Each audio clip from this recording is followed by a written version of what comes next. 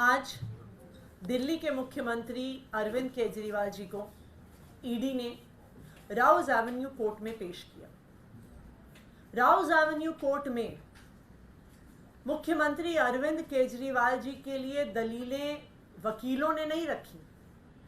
अरविंद केजरीवाल जी ने खुद मात्र 7 मिनट की एक स्टेटमेंट में इन्फोर्समेंट डायरेक्टोरेट के सारे केस को ध्वस्त कर दिया। वो मात्र 7 मिनट के लिए बोले, लेकिन उस 7 मिनट में ईडी का केस कितना निराधार है, कितना बेबुनियाद है, बिना किसी कारण के एक सिटिंग चीफ मिनिस्टर को उठाया गया है, ये मात्र 7 मिनट में दिल्ली के मुख्यमंत्री अरविंद केजरीवाल जी ने कोर्ट के सामने रख दिया। क्योंकि कोर्ट की प्रोसीडिंग बंद कमरे के अंदर होती है। जो वकील वहां पे मौजूद थे, जो जज वहां पे मौजूद थी, जो मीडिया वाले वहां पे मौजूद थे, उन्होंने तो अरविंद केजरीवाल जी की इस बात को सुना, लेकिन पूरा देश और पूरी दुनिया अरविंद केजरीवाल जी की बात को सुन सके, इसलिए जो स्टेटमेंट उन्होंने आज राउज एवेन्यू कोर्ट में रखा, उसको मैं आप सभी लोगों के बीच में पढ़ के सुना रही हूं। अरविंद केजरीवाल जी ने राउज एवेन्यू कोर्ट के सामने कहा, यह केस पिछले 1.25 साल से चल रहा है। 17 अगस्त 2022 को सीबीआई का पहला केस फाइल हुआ था और 22 अगस्त 2022 को ECIR फाइल हुई थी। मुझे गिरफ्तार किया गया है।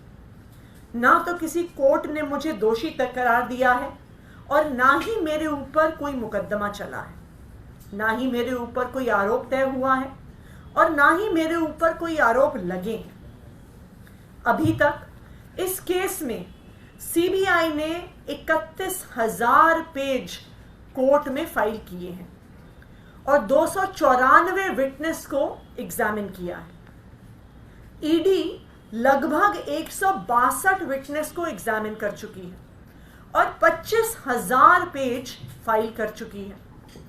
इन सारे विटनेस और कागजों को मिलाकर मुझे क्यों गिरफ्तार किया गया है? मेरा नाम सीधे सीधे सिर्फ 4 स्टेटमेंट में आता है, उसे मैं आपके सामने रखने की इजाजत चाहता हूं। मेरा नाम 4 जगह आ रहा है। सबसे पहले है सी अरविंद मनीष सिसोदिया जी के सेक्रेटरी थे। उन्होंने ये बयान दिया कि एक दिन वो मेरे घर में मेरी मौजूदगी में उन्हें मनीष सिसोदिया जी ने कुछ एक्साइज के डॉक्यूमेंट हैंडओवर किए।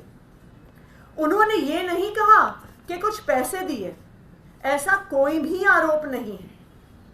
मैडम, मेरे घर में ढेरों विधायक, मंत्री और अधिकारी आते हैं, उनके सेक्रेटरी आते हैं, वो आपस में खुसर पुसर करते हैं और डॉक्यूमेंट भी एक्सचेंज करते हैं। मुझे क्या पता कि कौन किसको क्या दे रहा है?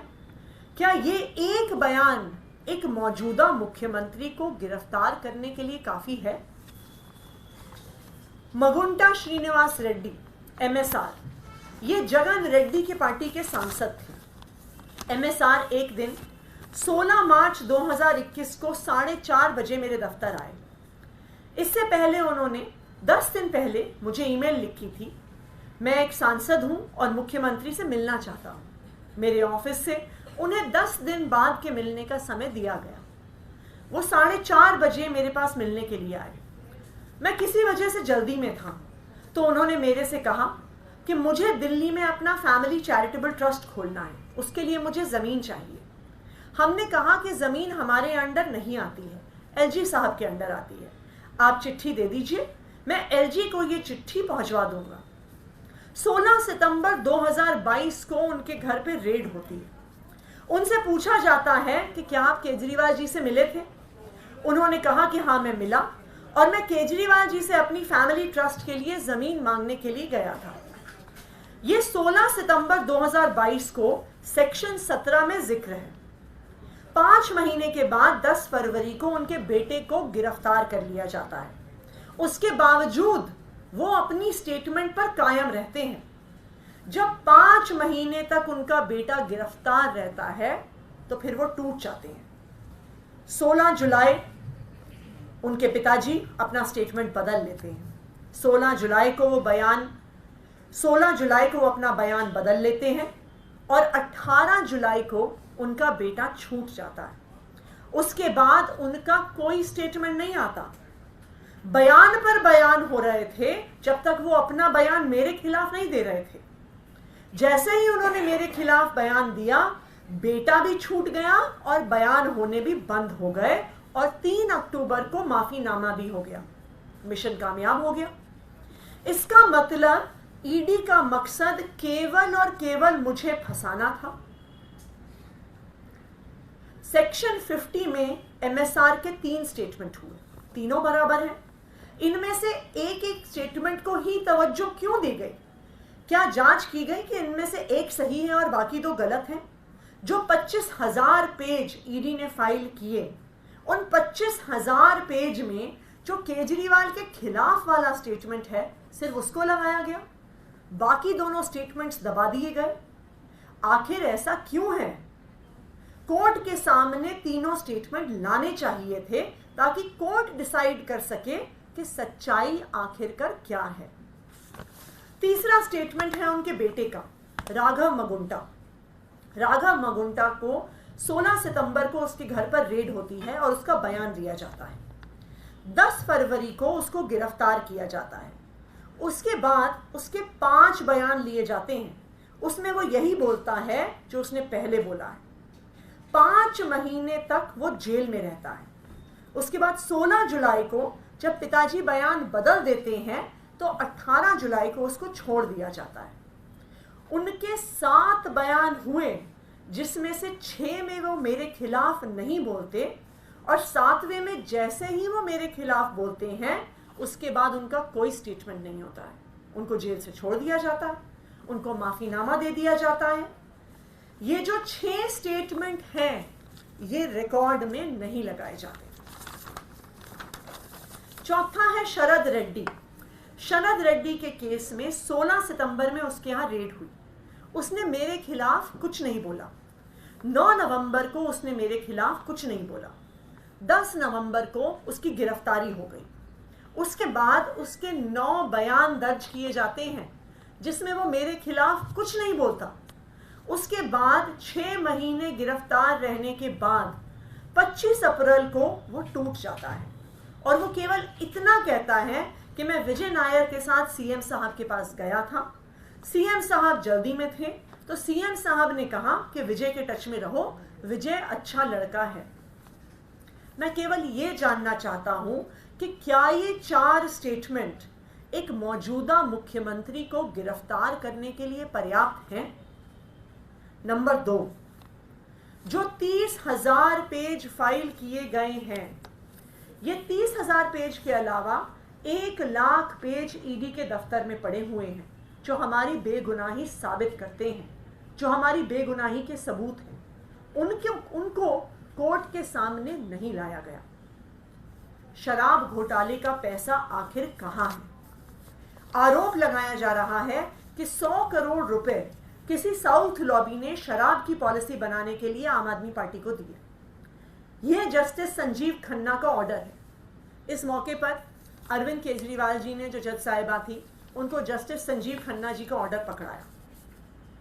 जस्टिस संजीव खन्ना के ऑर्डर में पेज 22 के पैराग्राफ 12 में कहा गया है कि 100 करोड़ रुपए रिश्वत का मामला डिबेट के लायक है। It is debatable.